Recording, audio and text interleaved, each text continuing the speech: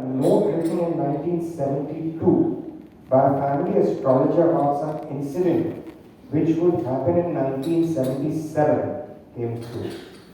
And being a science graduate, he could not understand how a person in 1972 could have accurately visualized an event happening in 1977.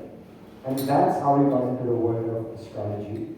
The rest is history. I think he's helped many families with the kundlis, and while kundlis don't predict the future in the strict sense of prediction, they tell you a lot about you as a person and help you restructure your future using his guidance on various topics. So without even trying to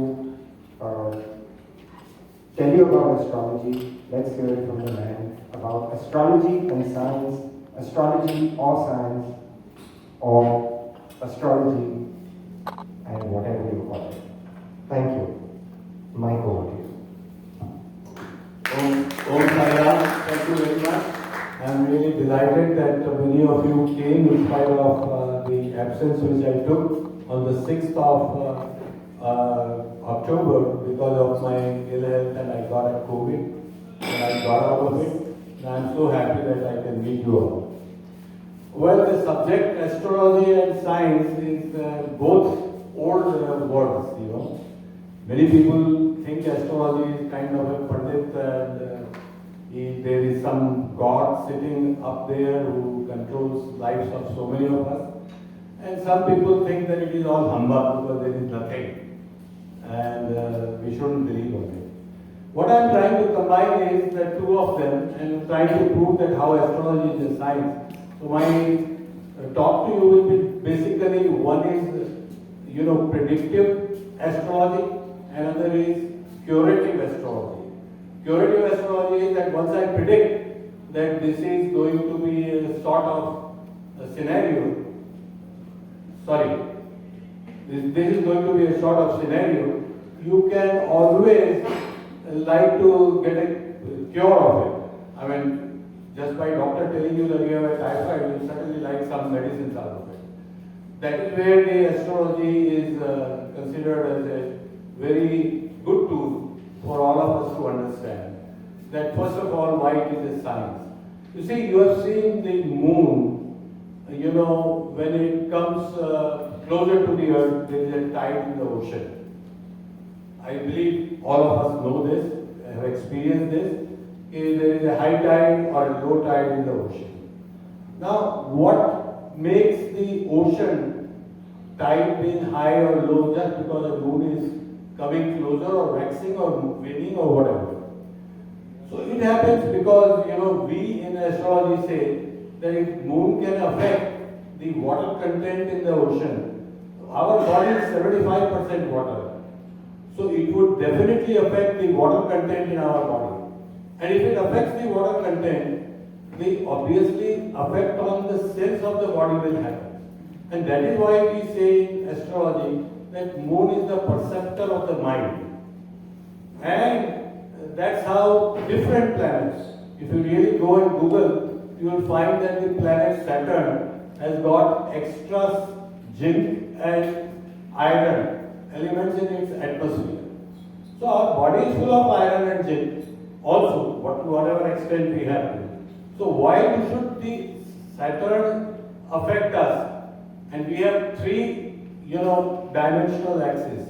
One is linear, another is lateral, another is angular.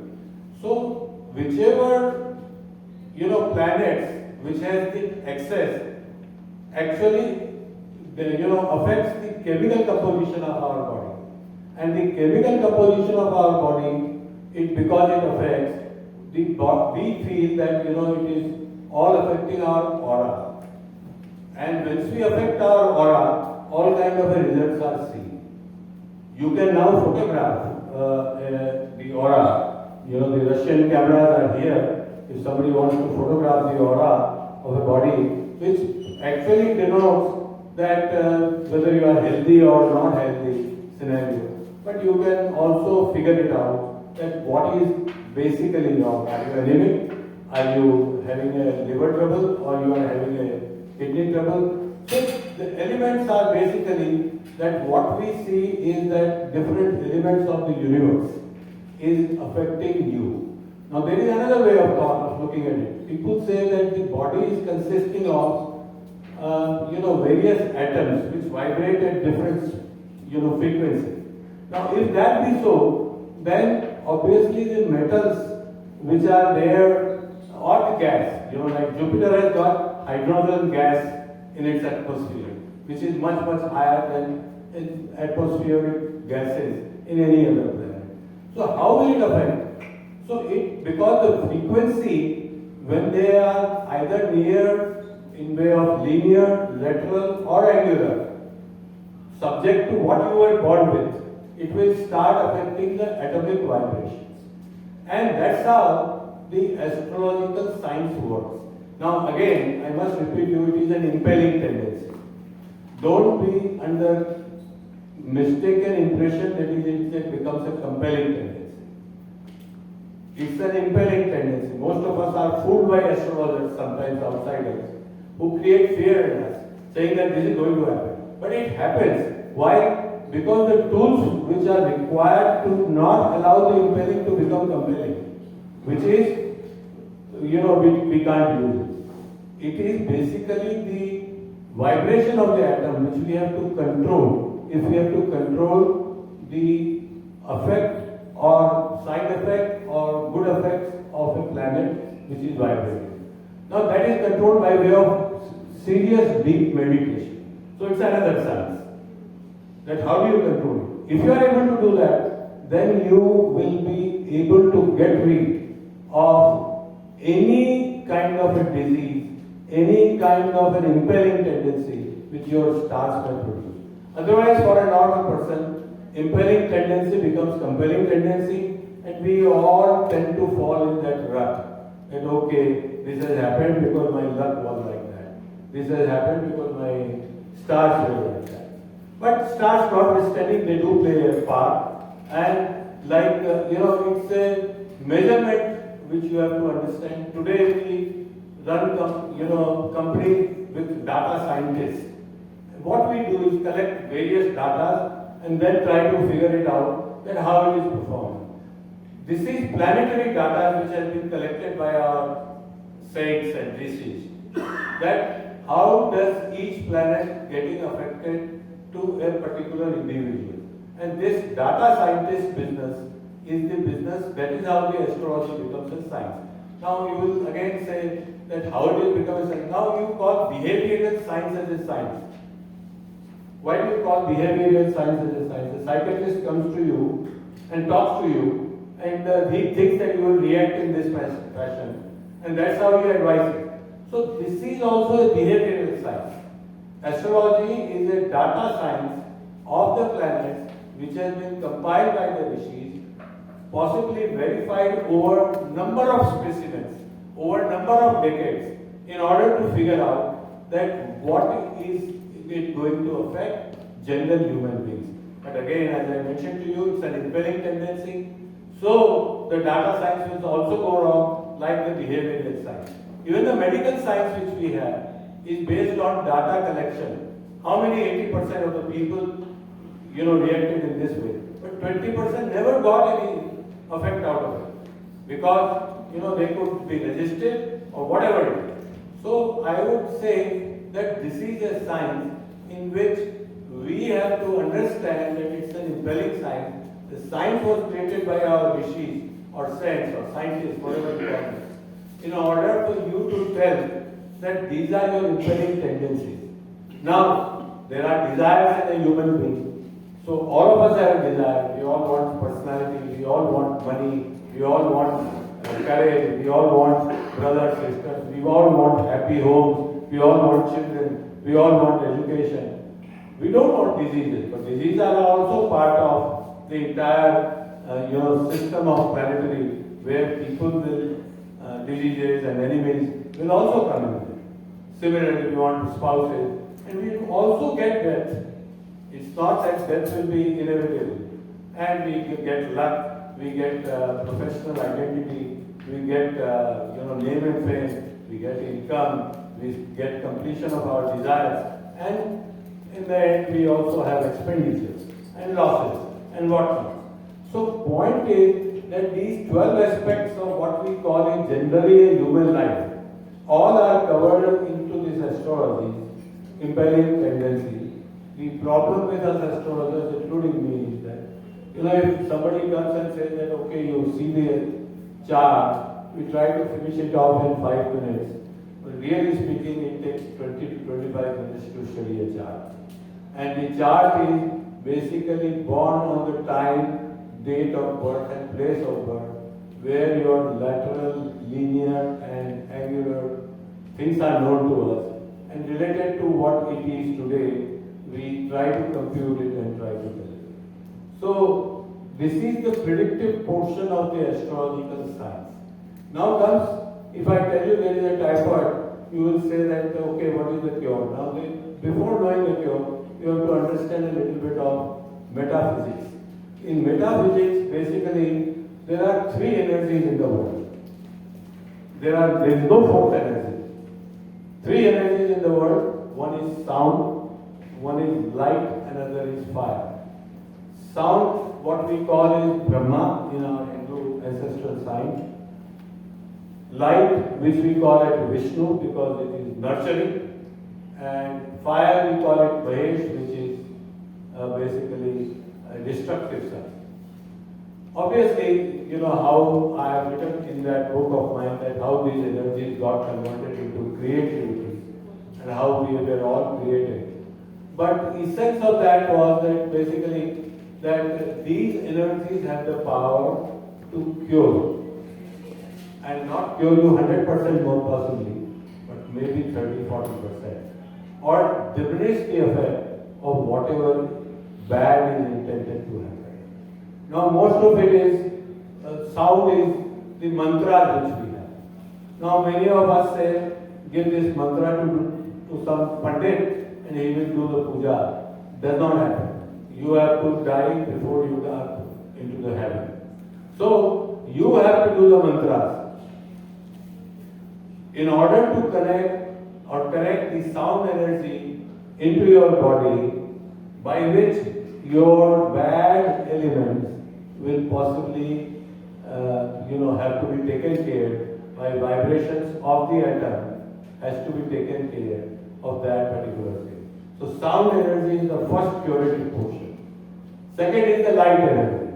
Now the light energy means, we try to give you stones. Now, why do we give you stones? I'll come back to you on this, little later, because that is what we follow more in this. Nobody is interested in doing a complete, mantras by themselves. Nobody has the time. And the third energy is fire, which is where we do the homa. Now, home also is specific. In Hindu religion, the home is done with specific herbs in order to create a release of blockades in various chakras. Now, how do chakras come into picture? Now, basically, in human body, all the energies are related or are released in this body through 7 chakras. This is basically 7 glands.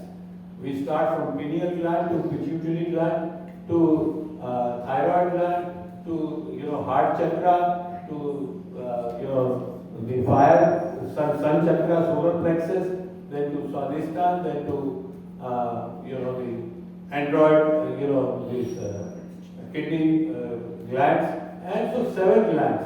That is how we call the power is distributed.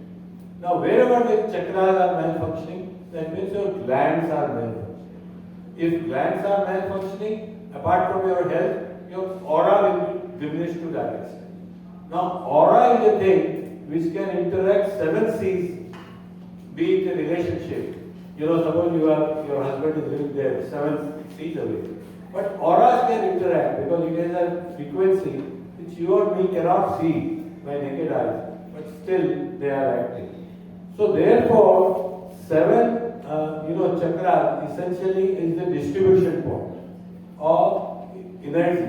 The body is nothing else but a electromechanical energy because our heart pumps. And why does our heart pump? Why does it have electricity? Because there is a temperature difference, from our lower sexual organs to our brain. There is a temperature difference.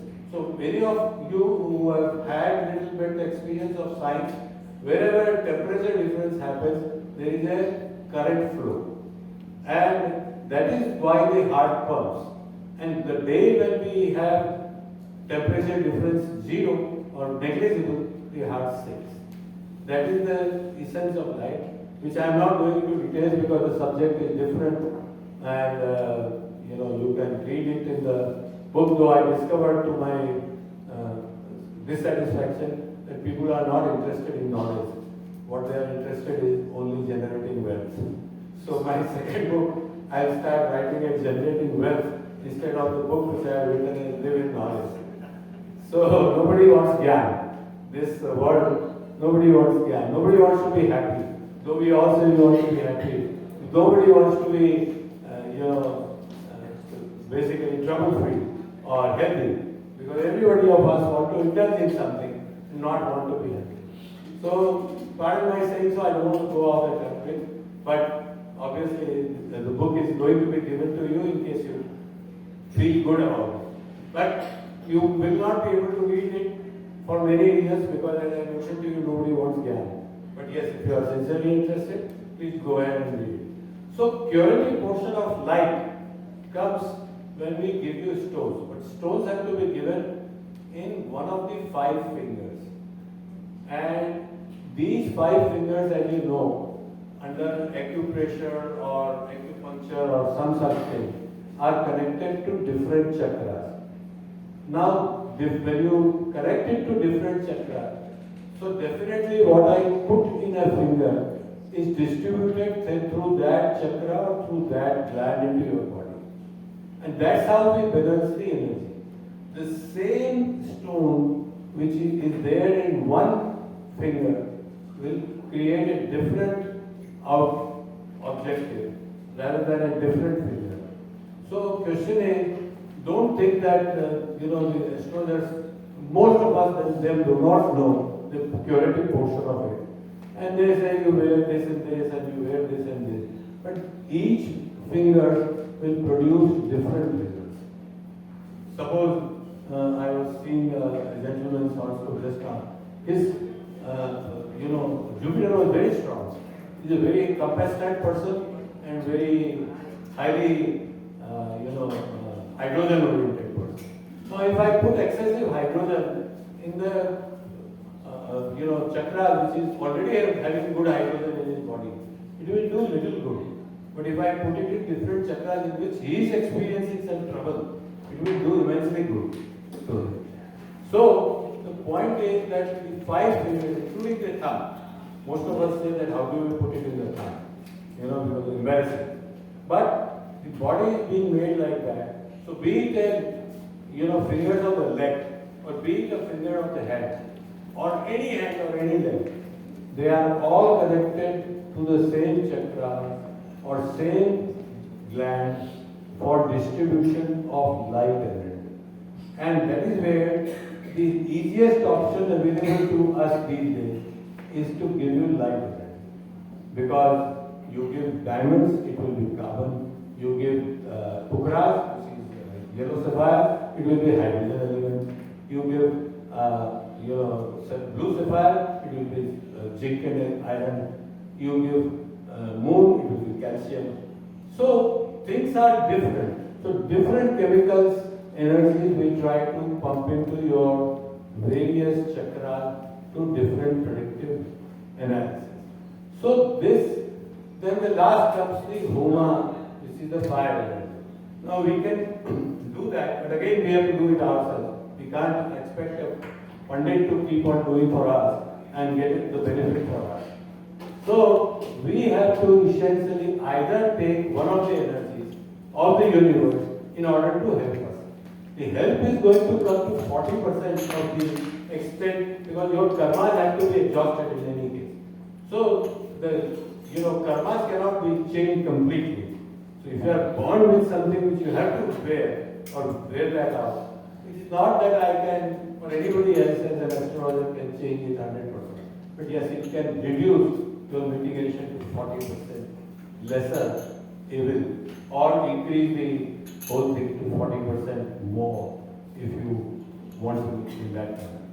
So, predictive astrology basically is more for you to understand your impelling tendencies, and curative astrology is more in order to correct that opinion. Now again, tell you something. Each of these stones may have some side effects, because no lunch is free in this world.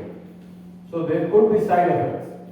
So most of us don't tell you, but I would tell you to somebody who comes to me that look, this can be your side effect. Are you willing to accept these side effects?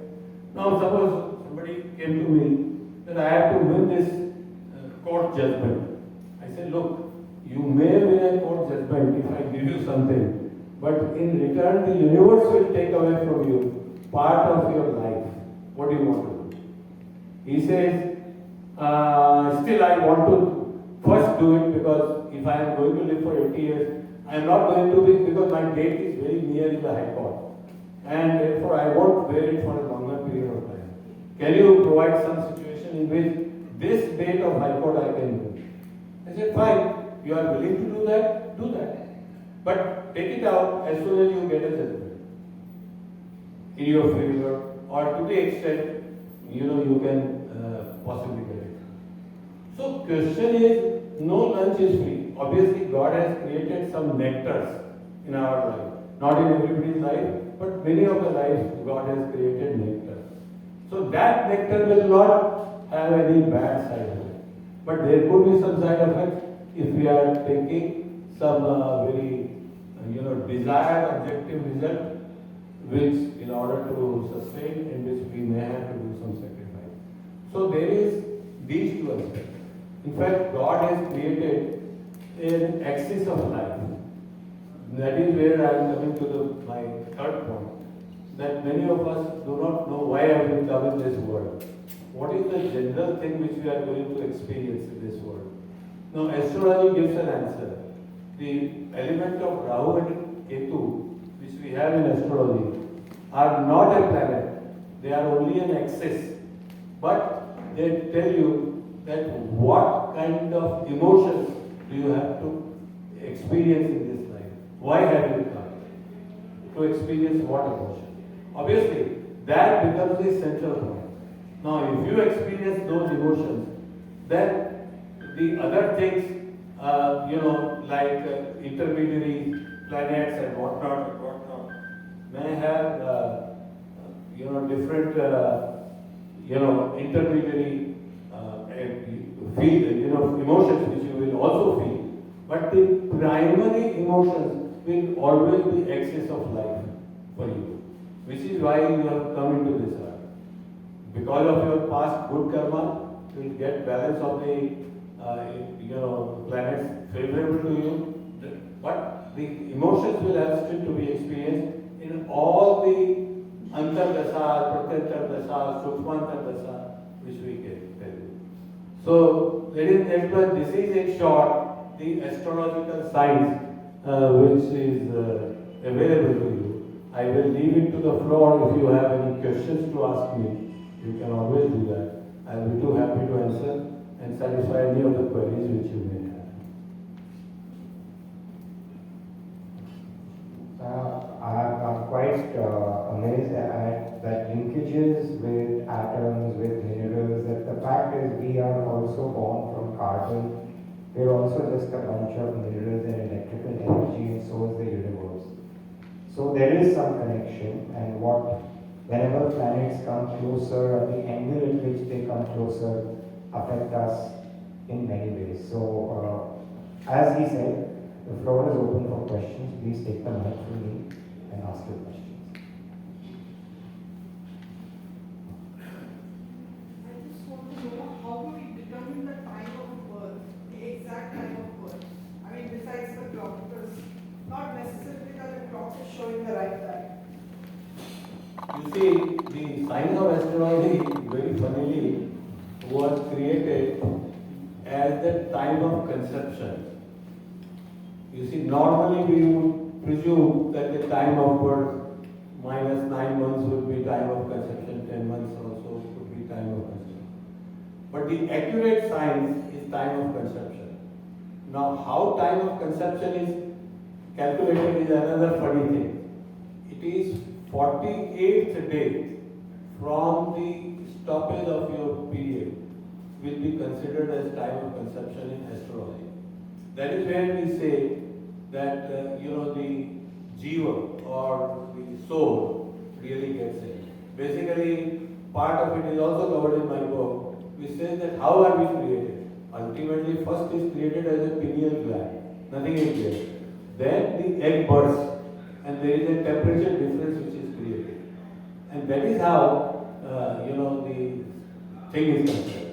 But nevertheless, there are various other sciences which corroborate and try to create, because this time of conception is not known, and that is why we try to take the time of birth and try to be little less accurate but still function practically.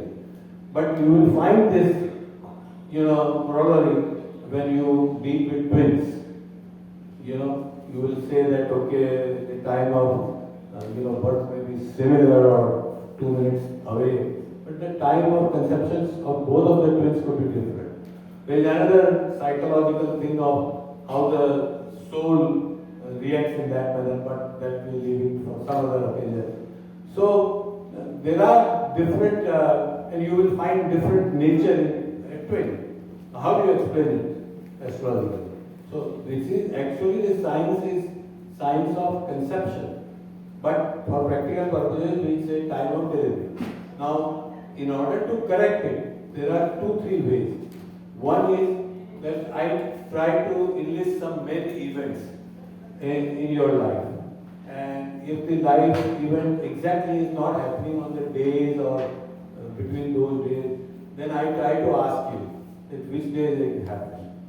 So then you will say, okay, it happened, but it happened 1 month prior or 1 month later, like marriage, like such a function. So then I said your horoscope will always have a corrective timing, which have to be done in order to forecast any major things. And that corrective portion could vary as much as 6 to 7 months in some case, and 3 days or few hours in some cases. So that is one way. Another way, many people have this knack of reading the face and then drawing your birth time. Now, I don't have that art, but I've met some people like that who have this art of reading your face and correcting it. But I think the first method which I suggested would be more accurate. Some people make it out of the palms also. But again, that also I don't know that science very well.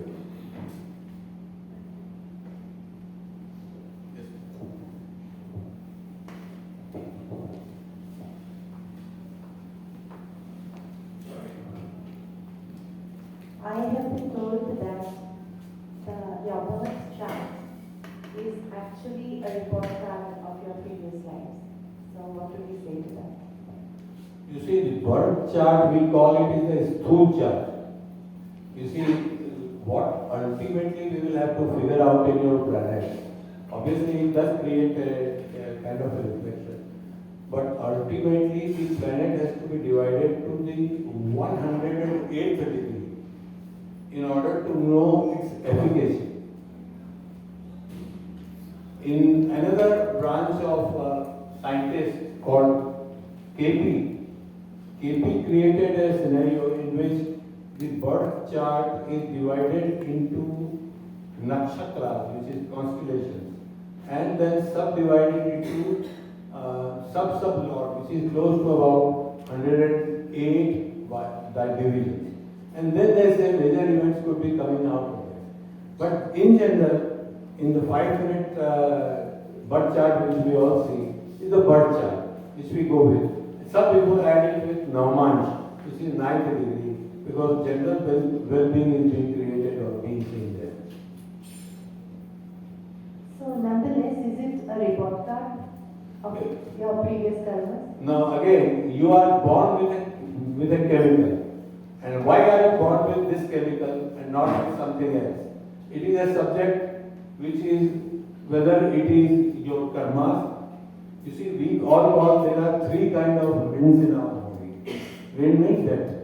One is Pitra wind, which is what we get it from our mother and father. Then there is Rishi wind, which is what we call it in our Putra, that why we get it. And third is Dev wind, in which the Deva have to tell us that these are your karmas which you have to exhaust. Now, this basic astrological birth chart is the Dev wind, which we see. Obviously, Dev wind takes priority over the other winds because we have consented with the universal energy there that we will go through these pangs of life in this fashion. And that is how our chemicals are in balance. But believe me, it is not only there, but you say Pishraran because your DNAs are also affected. Somebody has, parents have diabetes, you get diabetes. So, this is a combination of the three, but in general, it is a Deva.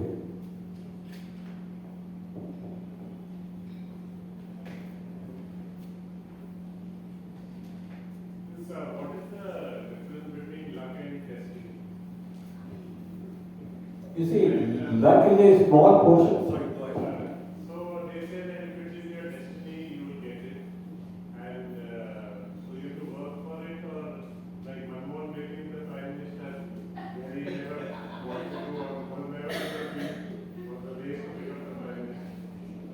So how do you define that? You see, in my talk earlier, I had told you that we all strive for 12 things. Only one of them was luck. Then the next of luck was fame, profession, and all these kind of things. Manmohan got because of a combination of the two. Now, it was not because of personality, because there is another thing which is called personality. But he got because of the deed of two. So destiny is at some kind of combination of all the things. But luck is only luck, and religious inclination is only one aspect of the entire horoscopic chart. But it is very powerful because we say if you are not lucky, howsoever hard you may work, howsoever good is your all karma, you may not find that kind of a results. So we give the highest importance to luck in our horoscope.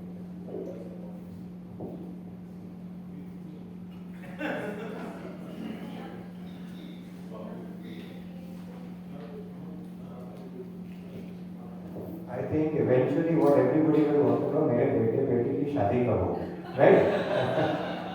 We want to know, But- when will be the first club member was this year. But Bombay fair का conception date नहीं पता, date of birth पता है. So it may be inaccurate. Any more questions? Any prediction you like to share? Okay, generally. So we're talking about Ukraine and Russia. Do you have any semi-predictive, predictive analysis on where this is going? Also the Sensex. You see, I will tell you something. Like the atoms in our body also vibrate, the metals also have an atom. Mind you. It is not that the metals are dead. So, everything is vibrating. And therefore, astrology also affects which are not live. But obviously, it's a more of a reading subject, which is completely different. But I'll answer your question. The Sensex, as far as this year is concerned, I think that from 26th of October, it will really go high. Till 25th, which is Diwali or solar eclipse on that day, the Sensex will remain in a very narrow range or maybe more towards downwards. So this is as far as this year is concerned. Next year, I think there is going to be a catastrophe in the world, and not only next year, I mentioned that 2024 it also will be carried forward. And many of us should be, trying to figure out how to safeguard, because we have not imagined that kind of a recession which may come in.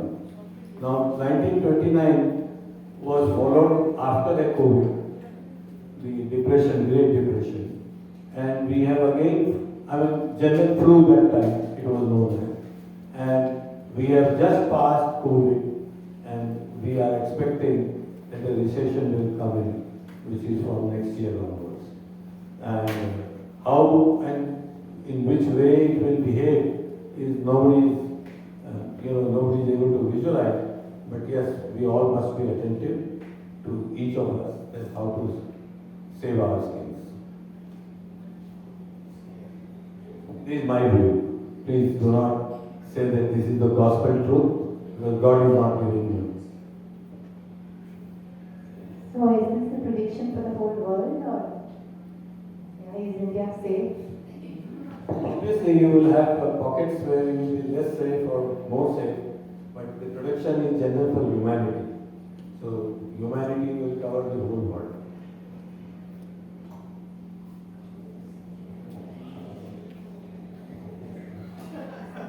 Any more questions?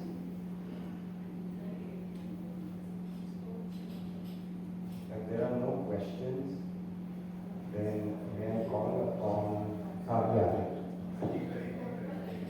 Have you been able to predict a person's horoscope, seeing a person's cookie in your life? Have you been able to accurately predict incidences, whether it's business, marriage, illness, wellness? Well, some of them, yes. Some of them were not so accurate. But nevertheless, as I mentioned to you, the tendencies would be there. So say marriage case. Either they get, I can, bring today one of my very good dear friends whose daughter I predicted the date on which the engagement happened and happened. So God is kind. I don't take my credit onto that. But then there are some cases in which boys come and have seen the girl. And it was about to happen, but the COVID came. So he said, it could not happen. So now there are things which are beyond explanation to an astrologer also. And that's why I say it is an impelling tendency. I will say to you that please try the maximum out during this period. And the results will be God willing. That's how we always sum it up. Can the horoscope predict the exact date of death? It can, but normally we don't. Because, that's a very self-defeating kind of a thing. In fact, many astrologers will tell you, but I say don't go for it. That's not the advisable thing to go for it. Can you tell the age or not even that? Sorry? Can you give out the age? You see, why do you want everybody knows that death is inevitable. Why do you want to know? Only thing you should know that is there going to be a suffering or is there going to be no suffering? Or can you do something that suffering reduces? Or can you do something that we have a peaceful death amongst the family members? I don't think it makes sense to go beyond this. And I would not at least like to be going. Though there are various calculations in the astrological chart that how to go about it, and I think we should. At least I don't try. Can I ask one question? So, I've heard that Rahu or Ketu either takes to the heights or they show you the downs. That's it. You see, as I mentioned to you, Rahu and Ketu denotes the excess of life. So one of them there are very few instances where both of them are benefic to you. So 90% cases what happens? One of them is malefic to you and another is benefic to you. Malefic means damage you, another is benefic to you. The smartness is that suppose I say you that you have a 11th house, which is the house of desires or income, which if you sacrifice, your relationship with your child will improve. Will you do that? If you do that, then you will see the effect of Rahu Ketu will be reduced. I have given again the same friend of mine, she asked me a question, her husband, both of them were doing excellent in their professional jobs. So I told them that, look, if you want to create a more harmonious relation between you and your husband, leave your professional personality status to a certain extent. Are you willing to sacrifice that in order to gain more importance in your husband's life? She said, I would any day choose to be more in my husband's life than to take up my profession. So she was highly successful, but she voluntarily reduced. So that's one way of treating Rahu and Ketu. But all these, these Patanjis that you go, they say you should go Havan and this will go away, Rahu will go away, Ketu will go away, does it? Nothing, nobody goes away, nothing happens. I told you the science. Now, obviously there is something which you can do as a mantra.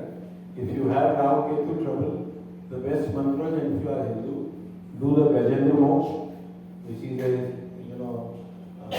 small 5-7 minutes recitation to the Lord Vishnu to help you mitigate the effects of a serpent, which is Rahu and Ketu.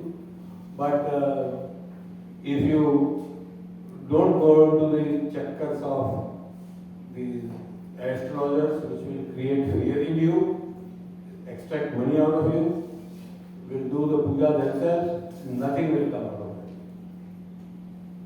I think he's already mentioned that the fire cure works, but only if you do it. What most of us do it is somebody's doing the havan for you at the mandir and you're in a disco having a drink. So I don't think that helps.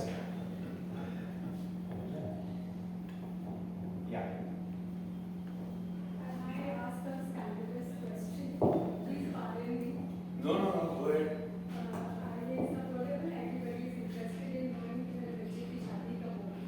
But आजकल एक और concern भी हो गया कि मेरा बच्चा normal तो है क्या? So I mean, is there a way of telling a parent when the child is born, ये बच्चा नॉर्मल ही होगा? First, can you tell me what you mean by normal? So you don't think that is normal? No, but that is how we put it. No. So what We're living in woke times. I think you've got to be careful what you say is normal and what is not. But anyway, I'm very nonsense. You see, normal in the sense of health.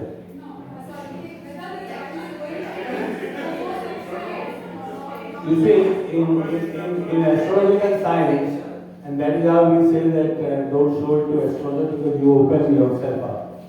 If you have extramarital, we can figure it out. If you are having homo or gay qualities, we can figure it out.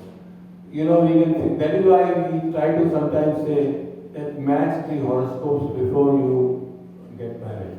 Because so many times we can identify that by matching, you are avoiding some such things. But again, it is an impelling tendency, it cannot be 100% straight because other things also play a lot of respect. But 80% what we can see is seeing through.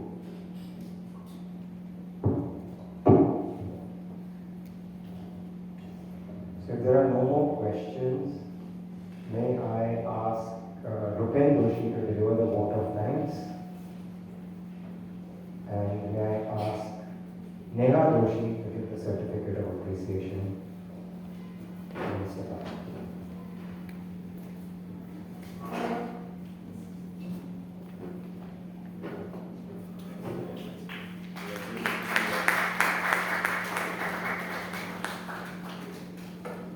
He sent me a certificate. He was the speaker for Rotary Club of Bombay North way back in 2003. So he's got 19 years more experience when he's come here, version 2.1, 2.2, whatever you call it, much more knowledge than what he may have imparted way back in 2003, spoken to other Rotary clubs also. So don't think this was nepotism at work when I called them. Thank you, Rajesh. So I think that was a vote of thanks, right? No, no. So very different perspective to astrology. All of us, thought of the traditional mumbo jumbo that we hear and we read all the time. And it kind of opened up a few thoughts that really the onus is on us. The way you think and the way you react to situations is what really your future and your life is going to be. I of course came here with a pen and a paper because when Rajesh Paresh said that he is calling an astrologer, I couldn't think beyond the sensex, So I thought that he would give predictions and which stocks to buy and stuff. But nevertheless, it was equally interesting. Thank you so very much for coming here. I'm sure all of us enjoyed. And let's hear Mr. Paresh. Thank you very much.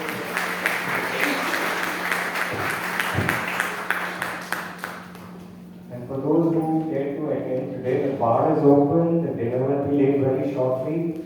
Request everybody to stay back, have a